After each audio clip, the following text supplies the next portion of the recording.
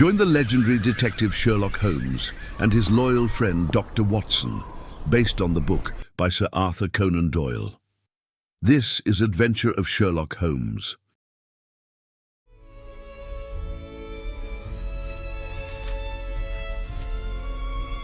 Chapter 6. The Man with the Twisted Lip. Asa Whitney, brother of the late Elias Whitney, D.D., principal of the Theological College of St. George's, was much addicted to opium. The habit grew upon him, as I understand, from some foolish freak when he was at college.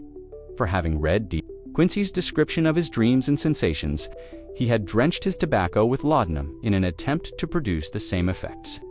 He found, as so many more have done, that the practice is easier to attain than to get rid of, and for many years he continued to be a slave to the drug, an object of mingled horror and pity to his friends and relatives.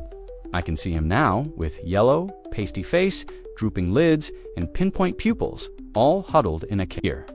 The wreck and ruin of a nobleman. One night, it was in June '89, there came a ring to my bell, about the hour when a man gives his first yawn and glances at the clock. I sat up in my chair, and my wife laid her needlework down in her lap and made a little face of disappointment. "A patient," said she.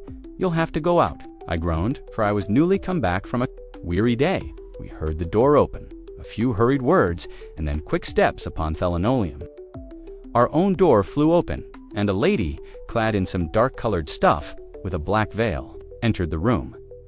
"You will excuse my calling so late," she began, and then, suddenly losing her self-control, she ran forward, threw her arms about my wife's neck, and sabadoop on her shoulder. "Oh, I'm in such trouble," she cried. "I do so want a little help." "Why?" said my wife, pulling up her veil. "It is Kate Whitney." "How you startled me, Kate. I had not an idea who you were. When you came in, that was always the folk who were in grief came to my wife like birds to a lighthouse. It was very sweet of you to come. Now, you must have some wine and water, and sit here comfortably, and tell us all about it. Or should you rather that I send James off to bed?" No. I want the doctor's advice and help, too. It's about Isa. He has not been home for 2 days. I am so frightened about him."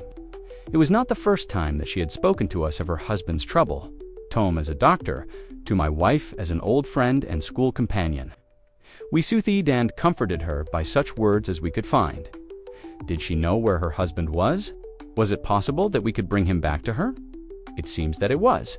She had the surest information that of late he had when fit was on him, made use of an opium den in the farthest east of the city.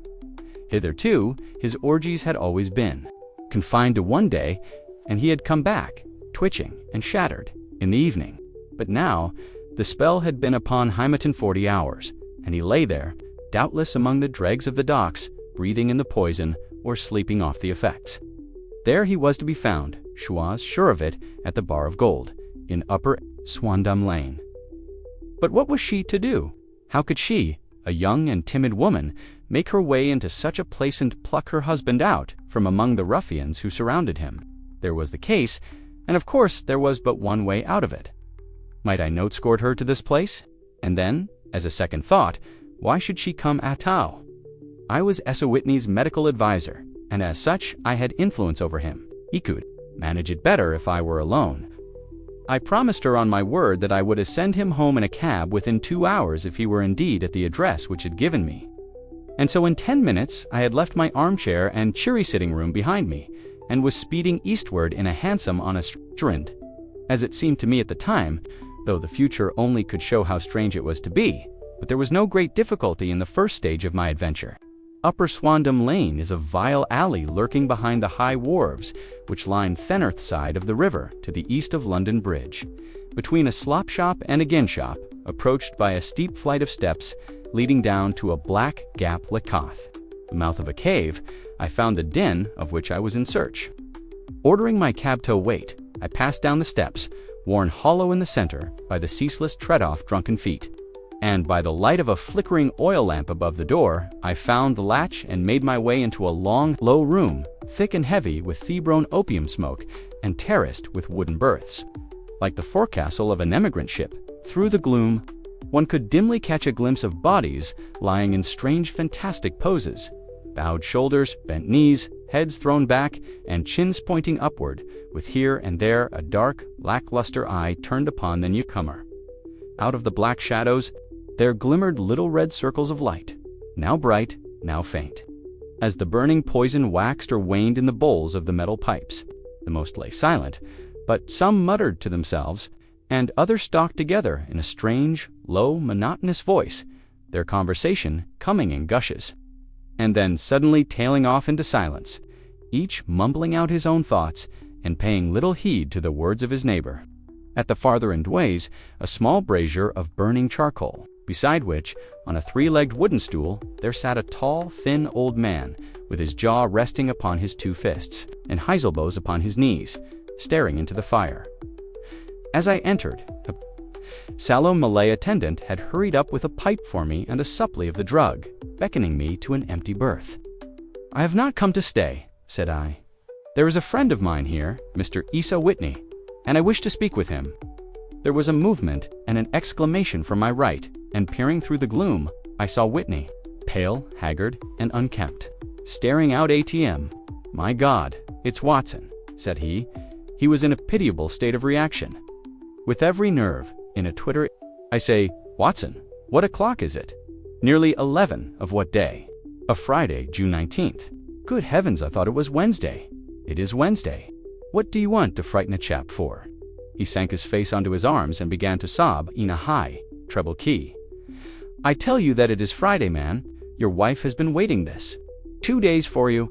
You should be ashamed of yourself." "So I am. But you've got mixed, Watson, for I have only been here a few hours. 3 pipes, 4 pipes, I forget how many. But I'll go home with you.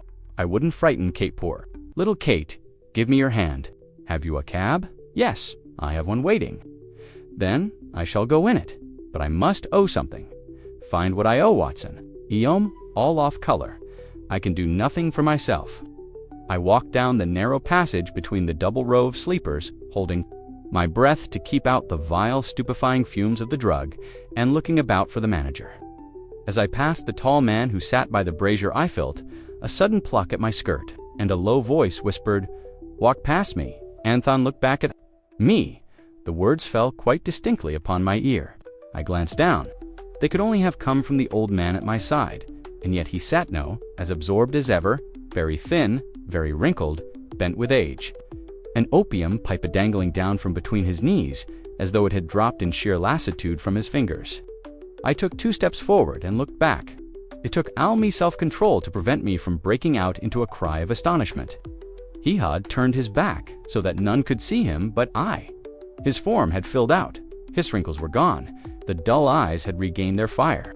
And there, sitting by the fire and grinning at my surprise, was none other than Sherlock Holmes. He made a slight motion to me to approach him, and instantly, as he turned his face half round to the company once more, subsided into a doddering, loose-lipped senility, Holmes. I whispered, "What on earth are you doing in this den?" "As low as you can," he answered. "I have excellent ears. If you would have it great kindness to get rid of that sottish friend of yours, I should be exceedingly glad to have a little talk with you. I have a cab outside. Then pray send him home in it. You may safely trust him, for he appears to limp to get into any mischief. I should recommend you also to send a Notby, the cadman, to your wife, to say that you have thrown in your lot with me. Ifu will wait outside. I shall be with you in 5 minutes." It was difficult to refuse any of Sherlock Holmes' requests, for they were always so exceedingly definite and put forward with such a quiet air of mastery. I felt, however, that when Whitney was once confined in the cab, my mission was practically accomplished, and for the rest, I could not wish anything better than to be associated with my friend in one of those singular adventures which weareth normal condition of his existence. In a few minutes, I had written my note, paid Whitney's bill, led him out to the cab, and seen him driven through the darkness. In a very short time, a decrepit figure had emerged from the opium den, and I was walking down the street with Sherlock Holmes. For 2 streets has shuffled, along with a bent back and an uncertain foot. Then, glancing quickly around, he straightened himself out and burst into a hearty fit of laughter. "I suppose, Watson," said he, "that you imagine that I have added opiumicing to cocaine injections and all the other little weaknesses on which you have favored me with your medical views. I was certainly surprised to find you there, but not more so than I to find you. I came to find a friend, and I, too, find an enemy." "An enemy?" "Yes, one of my natural enemies, or, shall I say, my natural prey. Briefly, Watson, I am in the midst of a very remarkable inquiry, and I have hoped to find a clue in the incoherent ramblings of these SOTs, as I have done before now. Had I been recognized in that den, my life would not have been worth an hour's purchase, for I have used it before now for my own purposes, and the rascally Lasker who runs it has sworn to have vengeance upon me. There is a trapdoor athback of that building, near the corner of Paul's Wharf, which could tell some strange tales of what has passed through it upon the moonless nights." "What? You do not mean bodies? Eh? Bodies, Watson? We should be rich men if we had £1,000 for every Porterville who has been done to death in that den. It is the vilest murder trap on through whole Riverside, and I fear that Neville St. Clair has entered it never to leave it away. But our trap should be here." He put his 2 forefingers between his teeth and whistled shrilly a signal which was answered by a similar whistle from Theodosians, followed shortly by the rattle of wheels and the clink of horses' hoofs. "Now, Watson," said Holmes, as a tall dog-cart dashed up through the gloom, throwing out 2 golden tunnels of yellow light from its side. "Lanterns, you'll come with me, won't you? If I can be of use." "Oh, a trusty comrade is always of use, and a chronicler still more so. My room at the Cedars is a double-bedded one." "The Cedars, yes, that is Mr. St. Clair's house. I am staying there while I conduct inquiry." "Where is it?" "Then, near Lee in Kent. We have a 7-mile drive before us, but I am all in the dark." "Of course you are. You'll know all about it presently. Jump up here, all right, John? We shall not need you. Here's half a crown. Look, out for me tomorrow, about 11. Give her her head. So long, then." He flicked the horse with his whip, and we dashed away through the endless succession of somber and deserted streets, which widened gradually until we were flying across a broad balustraded bridge, with the murky river flowing sluggishly beneath. U.S. Beyond lay another dull wilderness of bricks and mortar, its silence broken only by the heavy, regular footfall of the policemen, or thaw-songs and shouts of some belated party of revelers. A dull rack was drifting low across the sky, and a star or two twinkled dimly here and there through thrifts of the clouds.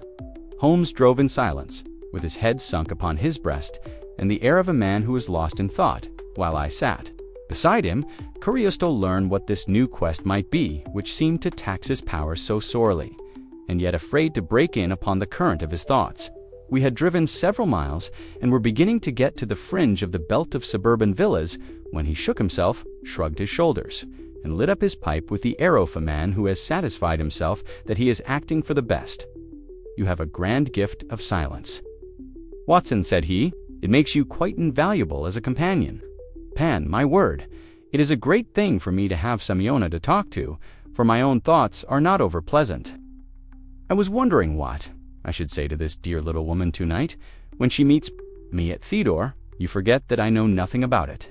I shall just have time to tell you the facts of the case before we get to Lee. It seems absurdly simple, and yet, somehow, I can get nothing to go upon. There's plenty of thread, no doubt, but I can't get the end of it into my hand.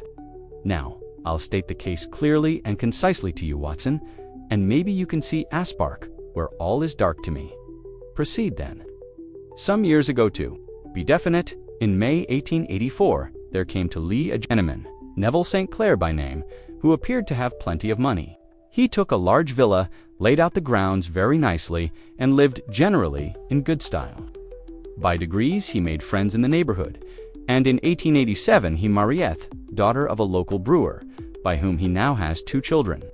He had no occupation, but was interested in several companies, and went into town as a rule in the morning, returning by the 5:14 from Cannon Street every night. Mr. St. Clair is now 37 years of age, is a man of temperate habits, a good husband, a very affectionate father, and a man who is popular with all who know him. I may add that his whole debts at the present moment, as far as we have been able to ascertain, amount to £88.10. While he has £220 standing to his credit in the Capital and Counties Bank, there is no reason, therefore, to think that money. Troubles have been weighing upon his mind.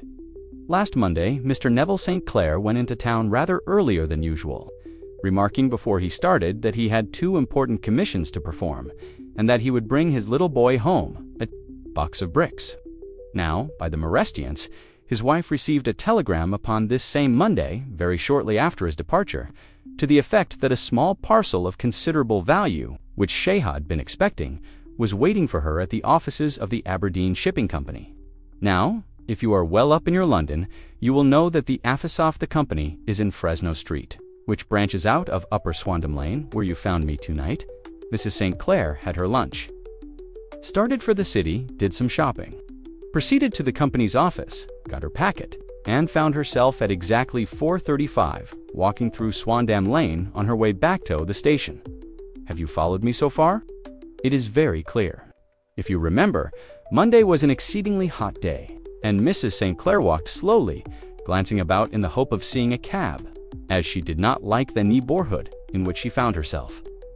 While she was walking in this way down lane, she suddenly heard an ejaculation or cry, and was struck to see her husband looking down at her and, as it seemed to her, beckoning to her from a second-floor window. The window was open, and she distinctly saw his face, which she describes as being terribly agitated.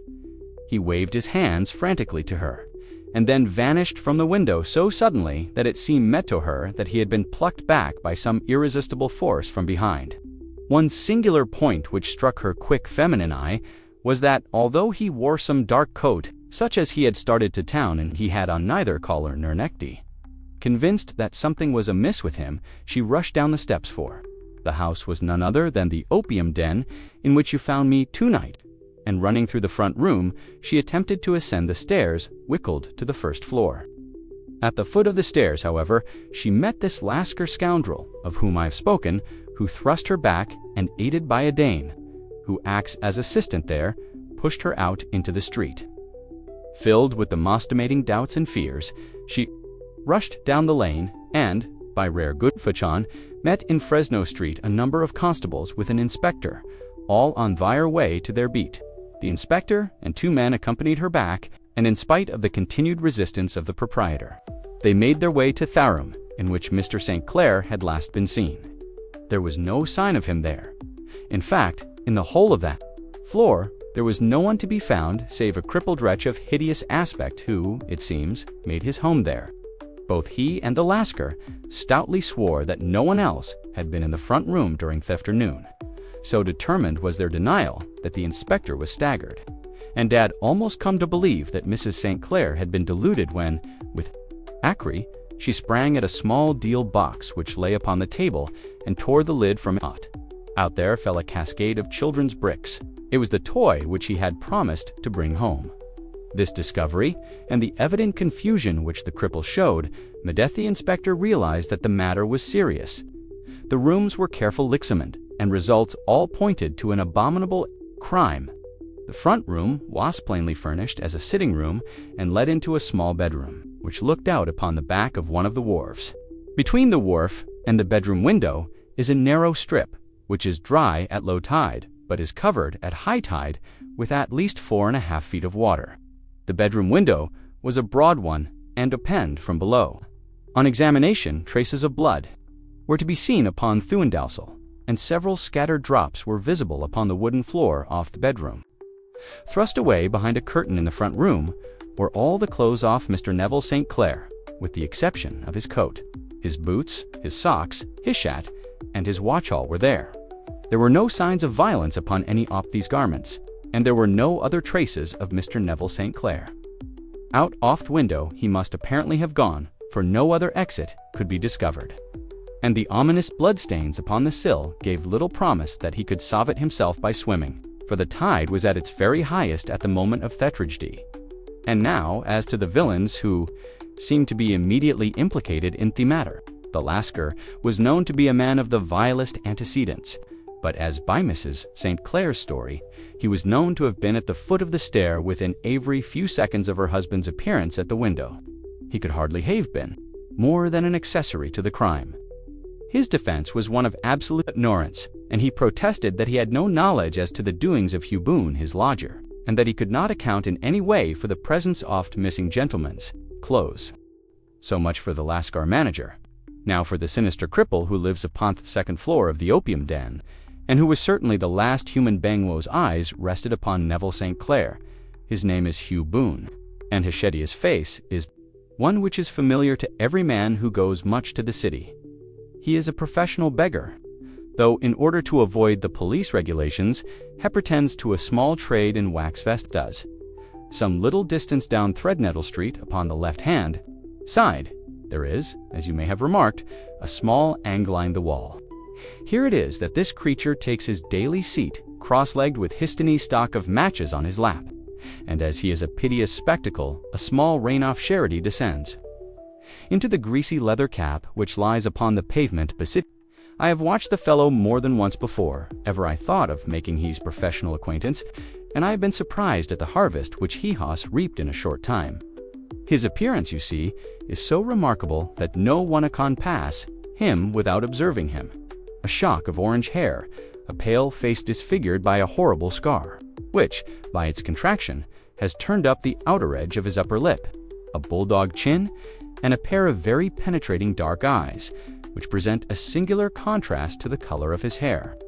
All mark him out from amid the common crowd of mendicants, and so too does his wit, for he is ever ready with a reply to any piece of chaff which may be thrown at him by This is the man whom we now learn to have been the lodger at the opium den, and to have been the last man to see the gentleman of whom we arraign quest.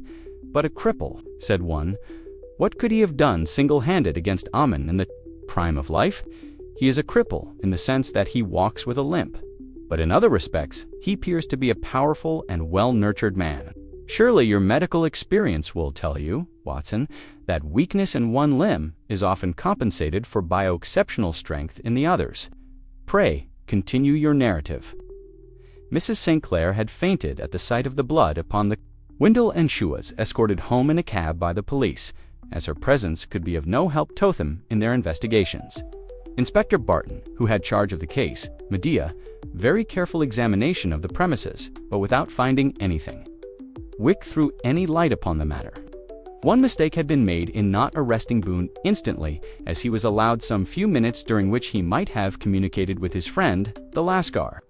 But this fault was soon remedied, and he was seized and searched without anything being found which could incriminate him.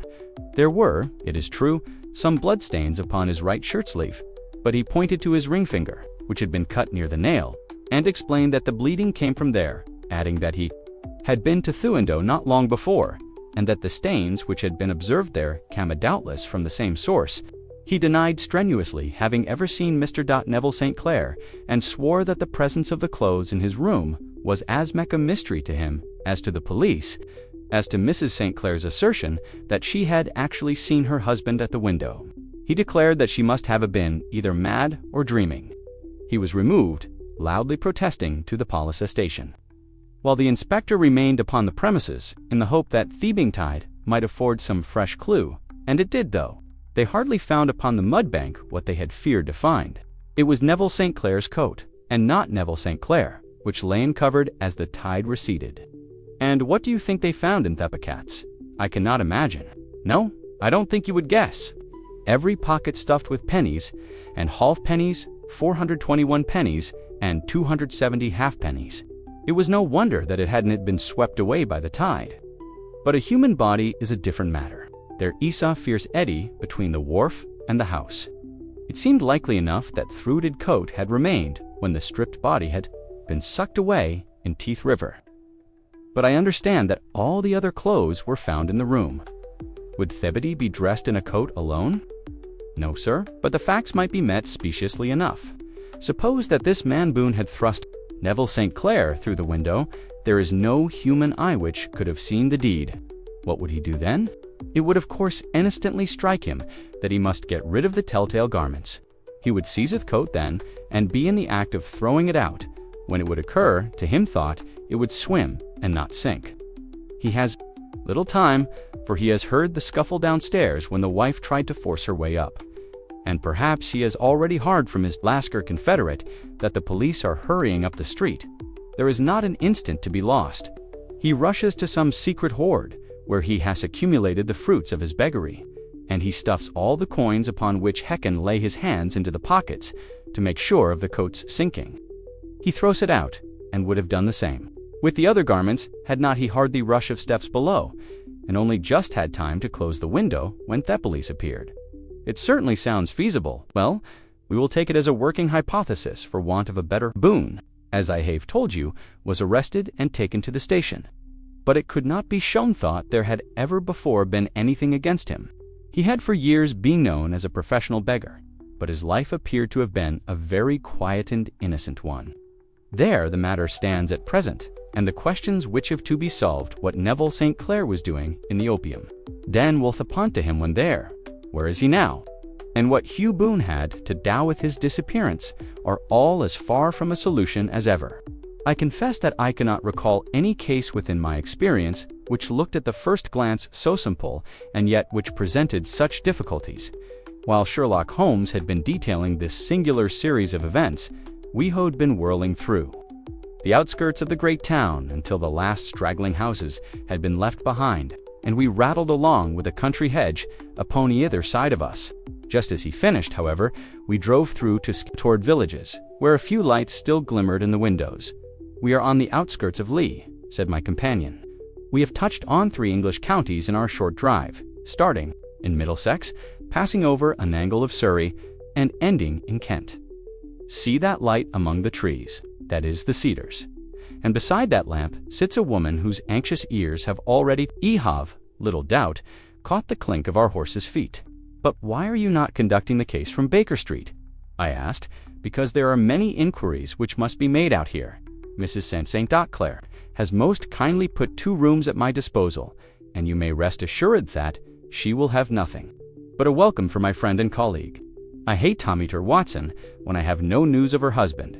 Here we are. Whoa, there, whoa." We had pulled up in front of a large villa, which stood within its own grounds. A stable boy had run out to the horse's head, and springing down, I followed Holmes up the small, winding gravel drive which led to the house.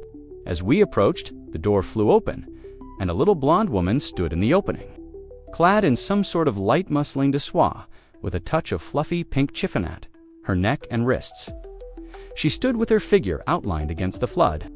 O flight, one hand upon the door, one half raised in her eagerness, her body slightly bent, her head and face protruded, with eager eyes and parted lips, a standing question. "Well," she cried, "well," and then, seeing that there were 2 of us, she gave a cry of hope which sank into a groan as she saw that my companion shook his head and shrugged his shoulders. "No good news? None? No bad? No, thank God for that. But come in. You must be weary, for you have had a long day. This is my friend, Dr. Watson. He has been of most vital use to me in several of my cases, and a lucky chance has made it possible for me to bring him out and associate him with this investigation." "I am delighted to see you," said she, pressing my hand warmly. "You will, I am sure, forgive anything that may be wanting in our arrangements. When you consider the blow which has come so suddenly upon us—" "My dear madam," said I am an old campaigner, and if I were not, I can very well see that no apology is needed. If I can be of any assistance, either to you or to my friend here, I shall be indeed happy." "Now, Mr. Sherlock Holmes," said the lady as we entered a well-lit drawing-room upon the table of which a cold supper had been laid out, "I should very much like to ask you 1 or 2 plain questions, to which I beg that you will give a plain answer." "Certainly, madame. Do not trouble about my feelings. I am not hysterical, nor given to fainting.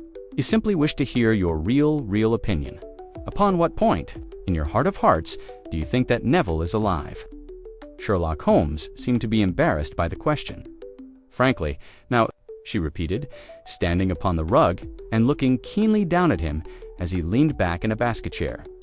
"Frankly, then, madam, I do not." "You think that he is dead?" "I do. Murdered. I don't say that, perhaps. And on what day did he meet his death?" "On Monday." Then perhaps, Mr. Holmes, you will be good enough to explain how it is that I have received a letter from him today." Sherlock Holmes sprang out of his chair as if he had been galvanized. "What?" he roared. "Yes, today." She stood smiling, holding up a little slip of paper in the air. "May I see it?" "Certainly." He snatched it from her in his eagerness, and smoothing it out upon the table, drew over the lamp and examined it intently. I had left my chair and was gazing at it over his shoulder. The envelope was a very coarse one and was stamped with the Gravesend postmark and with the date of that very day. Or rather of the day before, for it was considerably after midnight. "Coarse writing," murmured Holmes. "Surely this is not your husband's writing, madame?" "No, but the enclosure is. I perceive also that whoever addressed the envelope had to go and inquire as to the address." "How can you tell that?" "The name you see is in perfectly black ink, which has dried itself, the restus of the grayish color, which shows that blotting paper has been used. If it had been written straight off and then blotted, none would be of a deep black shade. This man has written the name, and there has then been a pause before he wrote the address, which can only mean that he was not familiar with it. It is, of course, a trifle, but there is nothing so important as trifles. Let us now see the letter. Ah, there has been an enclosure here. Yes, there was a ring, his signet ring, and you are sure that this is your husband's hand. 1. Of his hands, 1. His hand, when he wrote hurriedly, it is very unlike his usual writing, and yet he know it well. Dearest, do not be frightened. All will come well. There is a huge error which it may take some little time to rectify. Wait in patience, Neville. Written in pencil upon the flyleaf of a book, octavo size, no watermark. Posted today in Gravesend by a man with a dirty thumb. And the flap has been gummed, if I am not very much in error, by a person who had been chewing tobacco. And you have no doubt that it is your husband's hand, madam. Neville wrote those words, and they were posted today at Gravesend. Well, Mrs. St. Clair, the clouds lighten, though I should not venture to say that the danger is over. But he must be alive, Mr. Holmes. Unless this is a clever forgery to put us on the wrong scent, the ring, after all, proves nothing. It may have been taken from him. No, it is. It is his very own writing. Very well, it may, however, have been written on Monday, and only today. That is possible. If so, much may have happened between... Oh, you must not discourage me, Mr. Holmes. I know that all is well with him. There is so keen a sympathy between us that I should know if evil come up on him. On the very day that I saw him last, he cut himself in the bedroom, and yet I, in the dining room, rushed upstairs instantly with the utmost certainty that something had happened. Do you think that I would respond to such a trifle, and yet be ignorant? Of his death, I have seen too much not to know that the impression of a woman may be more valuable than the conclusion of an analytical reasoner. And in this letter, you certainly have a very strong piece of evidence to corroborate your view. Beautif, your husband is alive and able to write letters. Why should he remain away from you? I cannot imagine. It is unthinkable. And on Monday, he made no remarks before leaving you and you were surprised to see him in Swandam Lane. Very much so. Was the window open? Yes. Then he might have called to you. He might. He only, as I understand, gave an inarticulate cry. Yes, a call for help, you thought. Yes, he waved his hands. But it might have been a cry of surprise. Astonishment at the unexpected sight of you might cause him to throw up his hands. It is possible, and you thought he was pulled back. He disappeared so suddenly, he might have leaped back. You did not see anyone else in the room? No, but this horrible man confessed to having been there, and the Lascar Wasat, the foot of the stairs. Quite so. Your husband, as far as you could see, had his ordinary clothes on, but without his collar or tie. I distinctly saw his bare throat. Had he ever spoken of Swandam Lane? Never. Had he ever showed any signs of having taken opium? Never. Thank you, Mrs. St. Clair. Those are the principal points about which it wished to be absolutely clear. We shall now have a little supper and then retire, for we may have a very busy day tomorrow. A large and comfortable double-bedded room had been placed at our disposal, and I was quickly between the sheets, for I was weary after my night of adventure. Sherlock Holmes was a man, however, who, when he had an unsolved problem upon his mind, would go for days and even for a week. Without rest, turning it over, rearranging his facts, looking at it from every point of view until he had either found it or convinced himself that his data were insufficient. It was soon evident to me that he was now preparing for an all-night sit. He took off his coat and waistcoat, put on a large blue dress and gown, and then wandered about the room collecting pillows from his bed and cushions from the sofa and armchairs. With these he constructed a sort of Eastern divan, upon which he perched himself cross-legged with an ounce of shag tobacco and a box of matches laid out in front of him. In the dim light of the lamp I saw him sitting there, an old briar pipe between his lips, his eyes fixed vacantly upon the corner of the ceiling, the blue smoke curling up from him, silent, motionless, with the light shining upon his strong-set, aquiline features. So he sat as I dropped off to sleep, and so he sat when a sudden ejaculation caused me to wake up, and I found the summer sun shining into the apartment. The pipe was still between his lips, the smoke still curled upward, and the room was full of a dense tobacco haze, but nothing remained of the heap of shag which I had seen upon the previous night. "Awake, Watson?" he asked. "Yes, game. For a morning drive, certainly, then dress. No one is stirring yet, but I know where the stable boy sleeps, and we shall soon have the trap out." He chuckled to himself as he spoke, his eyes twinkled, and he seemed a different man to the somber thinker of the previous night. As I dressed, I glanced at my watch. It was no wonder that no one was stirring. It was 25 minutes past 4. I had hardly finished when Holmes returned with the news that the boy was putting in the horse. "I want to test a little theory of mine," said he, pulling on his boots. "I think, Watson, that you are now standing in the presence of one of the most absolute fools in Europe. I deserve to be kicked from here to Charing Cross, but I think I have the key of the affair now." "And where is it?" I asked, smiling. "In the bathroom," he answered. "Oh yes, I am not joking," he continued, seeing my look of incredulity. "I have just been there, and I have taken it out, and I have got it in this Gladstone bag. Come on, my boy, and we shall see whether it will not fit the lock." We made our way downstairs as quietly as possible and out into the bright morning sunshine. In the road stood our horse and trap, with the half-clad stable boy waiting at the head. We both sprang in, and away we dashed down the London road. A few country carts were stirring, bearing in vegetables to the metropolis, but the lines of villas on either side were as silent and lifeless as some city in a dream. "It has been, in some points, a singular case," said Holmes, flicking the horse into a gallop. "I confess that I have been as blind as a mole, but it is better to learn wisdom late than never to learn it at all." In town, the earliest risers were just beginning to look sleepily from their windows as we drove through the streets of the Surrey side. Passing down the Waterloo Bridge Road, we crossed over the river, and dashing up Wellington Street, wheeled sharply to the right and found ourselves in Bow Street. Sherlock Holmes was well known to the force, and the two constables at the door saluted. One of them held the horse's head, while the other let us in. "Who is on duty?" asked Holmes. "Inspector Bradstreet, sir." "Ah, Bradstreet, how are you?" A tall, stout official had come down the stone-flagged passage in a peaked cap and frog jacket. "I wish to have a quiet word with you, Bradstreet." "Certainly, Mr. Holmes. Step into my room here." It was a small, office-like room with a huge ledger upon the table, and atlaphone projecting from the wall. The inspector sat down at his desk. "What can I do for you, Mr. Holmes?" "I called about that beggarman Boonda, charged with being concerned in the disappearance of Mr. Neville St. Clair of Lee." "Yes, he was brought up and remanded for further inquiries." "So I heard. You have him here in the cells. Is he quiet?" "Oh, he gives no trouble, but he is a dirty scoundrel." "Dirty? Yes.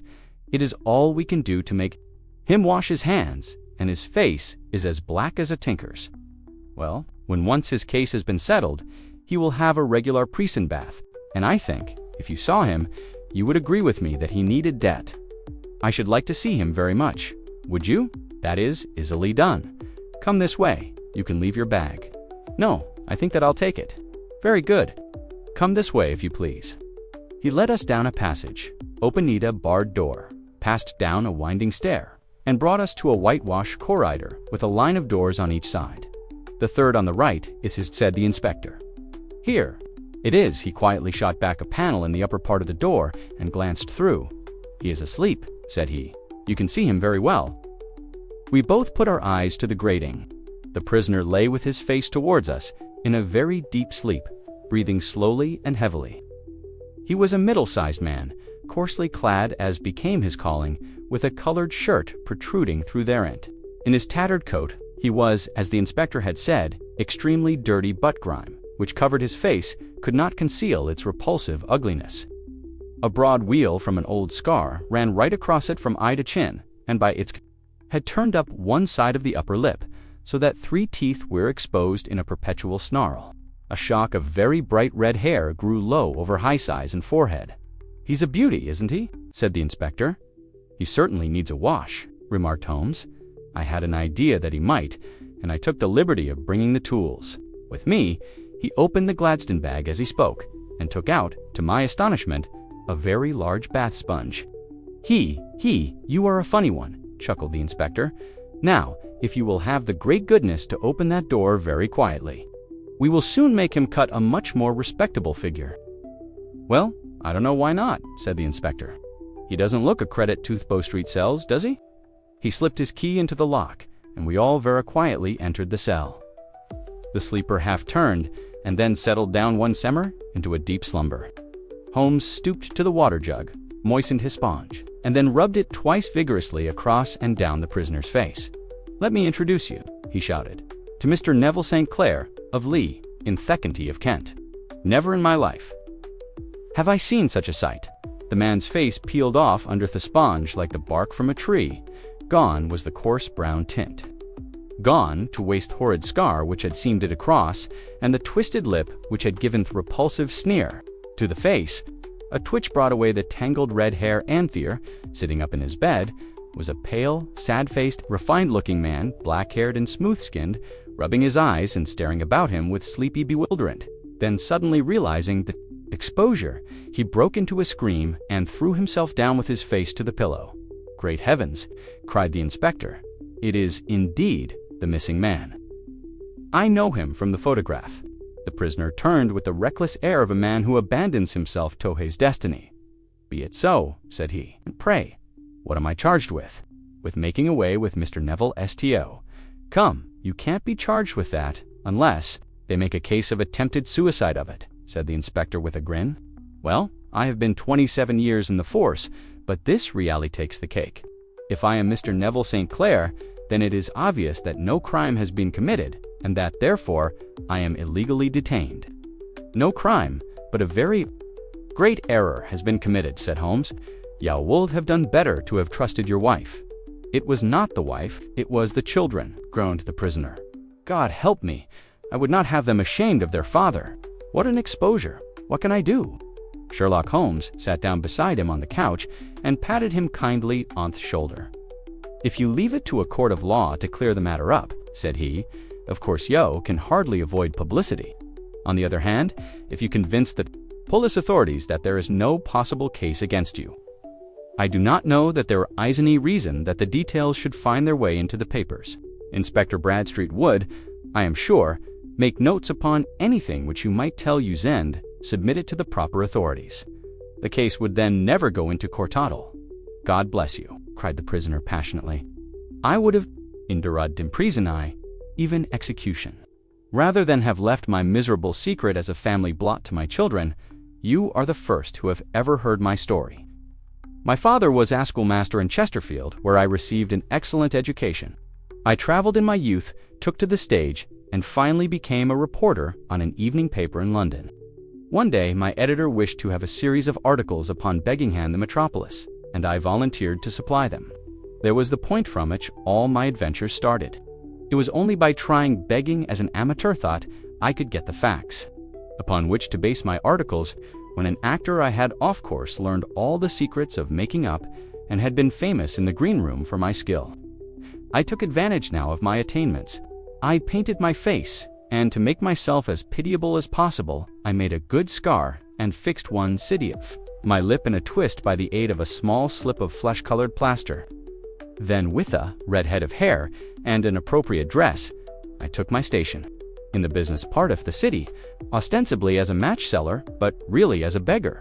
For 7 hours, I plied my trade, and when I returned home in the evening, I found to my supersethet I had received no less than 26s for D. I wrote my articles and thought little more of the matter until some time later I backed a bill for a friend and had a writ served upon me for £25. I was at me wit's end where to get the money, but a sudden idea came to me.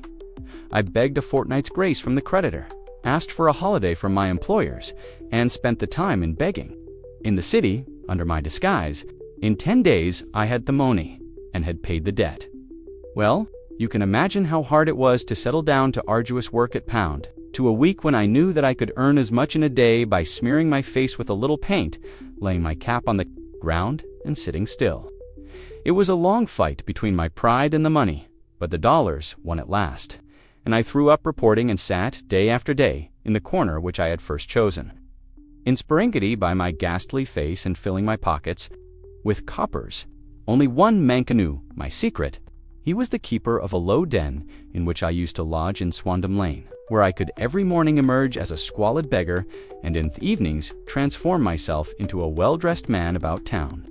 This fellow, a Lascar, was well paid by me for his rooms, so that I knew that my secret was safe in his possession.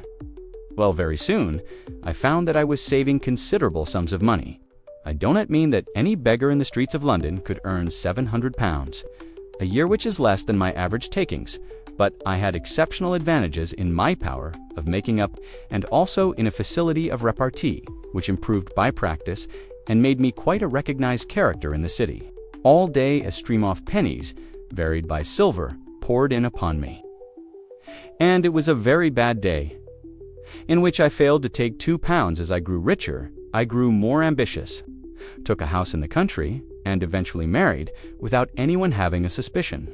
As to my real occupation, my dear wife knew that I had business in the city. She little knew what. Last Monday I had finished for the day and was dressing in my room above the opium den when I looked out of my window and saw, to my horror and astonishment, that my wife was standing in the street with her eyes fixed full upon me. I gave a cry of surprise, threw up my arms to cover my face, and, rushing to my confidant, the Lascar, entreated him to prevent anyone from coming up to me. I heard her voice downstairs, but I knew that she could notice, and swiftly I threw off my clothes, pulled on those of a beggar, and put on me pigments and wig. Even a wife's eyes could not pierce so complete a disguise. But then it occurred to me that there might be a search in the room, and that the clothes might betray me. I threw open the window, reopening by mivulence a small cut which I had inflicted upon myself in the bedroom. Then I seized my coat, which was weighted by the coppers which I had just transferred to it from the leather bag in which I carried my takings. I hurled it out of the window, and it disappeared into the Thames. The other clothes would have followed. But at that moment there was a rush of constables up their stair, and a few minutes after I found, rather, I confess, to my relief, that instead of being identified as Mr. Neville St. Clair, I was arrested as his murderer. I do not know that there is anything else for me to explain. I was determined to preserve my disguise as long as possible, and hence my preference for a dirty face, knowing that my wife would be terribly anxious. I slipped off my ring and confided it to the Lascar at a moment when no constable was watching me, together with a hurried scrawl telling her that she had no cause to fear. "That note only reached her yesterday," said Holmes. "Good God, what a week she must have spent." "The police have watched this Lascar," said Inspector Bradstreet, "and I can't quite understand that he might find it difficult to post a letter unobserved. Probably he handed it to some sailor customer of his who forgot all about it for some days." "That was it," said Holmes, nodding approvingly. "I have no doubt of it, but you've never been prosecuted for begging?" "Many times, but what was a fine to me?" "It must stop here, however," said Bradstreet. "If the police are to hush this thing up, there must be no more of Hugh Boone. I have sworn it by the most solemn oaths which a man can take. In that case, I think that it is probable that no further steps may be taken. But if you are found again, then all must come out. I am sure, Mr. Holmes, that we're very much indebted to you for having cleared the matter up. I wish I knew how you reach your results." "I reached this one," said my friend, "by sitting upon 5 pillows and consuming an ounce of shag. I think, Watson, that if we drive to Baker Street, I shall just be in time for breakfast. Thank you for joining us on this journey through the adventures of Sherlock Holmes. Don't forget to like, subscribe, and stay tuned for more thrilling cases.